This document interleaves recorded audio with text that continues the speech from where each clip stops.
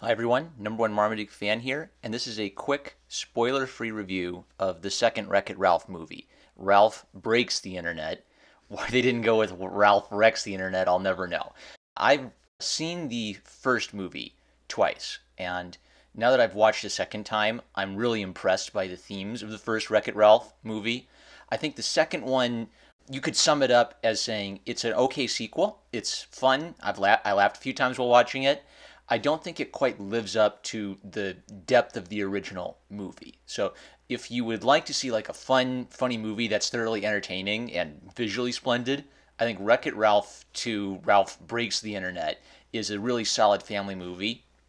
But if you're hoping for it to hit the same level of sophistication and kind of the beauty of that moral story that Ralph 1 had, then I think you're going to be a little bit disappointed.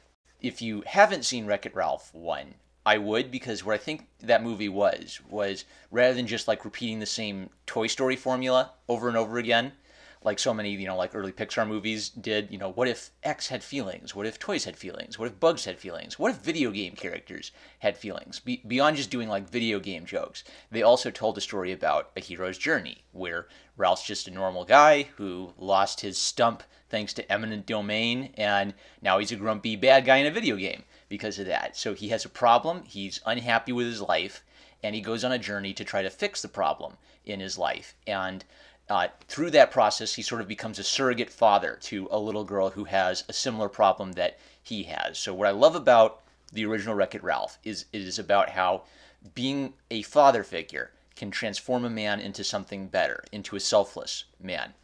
Ralph goes on a journey to fix his problem. Not a particularly selfish goal, but what he doesn't realize is he's risking others' lives based on him leaving his video game. And while in another person's video game, he learns to actually be a hero, to actually be a good person by caring about this little girl's problems and trying to help her in a father figure fashion. It ends really satisfactorily. You feel like he's overcome his problem, he's learned his lesson, he's become a good man in the course of Wreck-It Ralph. Wreck-It Ralph 2 tries to play with those themes, but I think they kind of undo the work done in Wreck-It Ralph 1. It doesn't make sense to me to try to retell the coming-of-age story, because in order to retell a coming-of-age story, you've got to make your character like a stupid kid again, and then have him grow up again. We've already seen that. It opens with Vanellope, the little girl, being bored, and she kind of wants more out of life. And Ralph is perfectly content. He's gotten everything he's wanted. He finally has friends. He finally has a home. He's no longer like an angry hobo. So Ralph is content and Vanellope's grumpy. So I thought, okay, this is going to be Vanellope's coming of age story. She's going to go on a journey and learn a lesson, and Ralph's going to come along beside her as a friend and maybe be someone who was in that position too, right? Yeah, like he went through what Vanellope's going through. Ralph ends up like making a racetrack for Vanellope, and Vanellope kind of stupidly just decides to race on it and ignore the video game player, and that risks everyone in Vanellope's game. And you'd think that would be like a big plot point, like Vanellope would feel shame, she would, feel convicted to make up for her mistake, but it's never really acknowledged as a big mistake. It's kind of like, oh, whatever, you destroyed our entire world because you wanted to have a super duper race. They don't seem to acknowledge it as a significant choice, but this becomes what leads Vanellope and Ralph on a quest to the internet to try to get the part needed to fix the video game machine and save all the video game people, right? So that there's your MacGuffin. They're going to go after the MacGuffin, and there's some really funny scenes of them in the internet, I think. Some people were worried this was going to be the Emoji Movie all over again. I haven't seen the Emoji Movie, but what I kind of know the Emoji Movie is it's a movie that's about saying, hey, here's a thing from your iPhone. Hey, here's a thing people use on the internet. Isn't that funny that this thing you know of is here? And Ralph has a mix of gags. Like some of them are that lame, oh, here's a thing you know about kind of gag, like, haha, it's that thing you like. And others are actually pretty clever gags that are based on how people use the internet, not just on pop culture things from the internet. So it's actually making fun of people and the weird things we do on the internet, like pop-up ads, that kind of stuff. During the journey to save Vanellope's home, Vanellope finds a woman in a racing game who's like a really good racer. And so for Vanellope, this is kind of like the mother figure she never had. She finally found someone who's a better racer than her. And this becomes the tension between her and Ralph. Ralph wants her to come back home and just be in the arcade where she's always been. Vanellope wants something new out of life. And I'm trying to think what to say without spoiling it. Pretty much, in order to arbitrarily increase the tension, they have Ralph make a selfish choice, and it's the predictable Hollywood act structure. The characters are mad at each other, the sad music plays, they're all alone, and this is the setup for the final act, with the big chase sequence.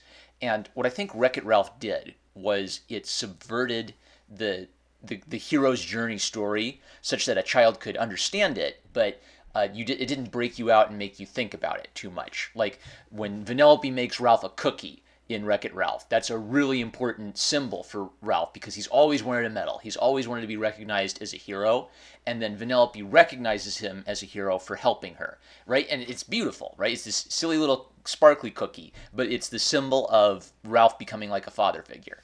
In Ralph Breaks the Internet, they undermine that. So Ralph seemed like he was a father figure in the first movie. Now it seems like he and Vanellope are just, BFFs, and Vanellope in some ways is the more mature one in the relationship. So, and they also do like some weird existential stuff, like 6 years have passed and they've been friends and Vanellope hasn't aged. So I don't know. Maybe they were never supposed to be like father-daughter, but they were supposed to be just generic friends who could evoke the idea of father-daughter. But I feel like having Ralph do a horribly stupid, selfish thing undermines his character growth, and it also takes away from Vanellope's chance to have a coming-of-age story. Now, instead of Ralph helping Vanellope go on her journey, it's Vanellope lecturing Ralph about what a bad friend he's been. Maybe one more illustration of how the first Wreck-It Ralph does it better than the second movie is, spoilers for the original Wreck-It Ralph, but at some points a bad guy lies to Ralph and convinces him that for Vanellope's own good, to save her life, she can't be allowed to race anymore. So Ralph kind of brokenheartedly smashes apart her racetrack because he sincerely believes that if she does race, it could put her life in jeopardy. She could die. And you feel sympathy for Ralph because even though he's doing a bad thing, he's destroying her property, he's doing it because he sincerely believes he has to do it to protect her. So that's Ralph as a good, pseudo-father figure for Vanellope. And the reason we forgive him quickly is that he's being lied to. We understand that we might do a similar thing in his position if we were lied to. In the second movie, he does a stupid thing because he needs to do a stupid thing to make the plot happen. So at the end of the day, I think that's what makes Ralph Breaks the Internet a sequel. It's a sequel that suffers from sequelitis in that it has a lot of fun. It's an enjoyable romp. It uses the same characters from the first movie. It only uses Vanellope and Ralph that much at all. All the other characters just kind of have brief cameos.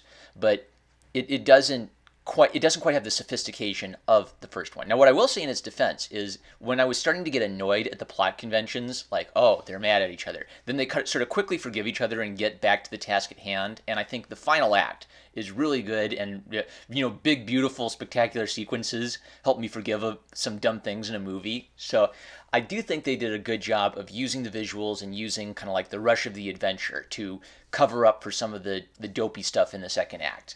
I think you'd enjoy it if you're just looking for a fun family flick. I don't think it's that stupid, and I think it does have a lot of genuine humor that's at the expense of the way people use the internet. So if you saw Wreck-It Ralph Breaks the Internet, let me know in the comment section, and let me know about other movies you'd be interested to hear me talk about. With that, I'm #1 Marmaduke fan. I love you guys. I'll catch you later.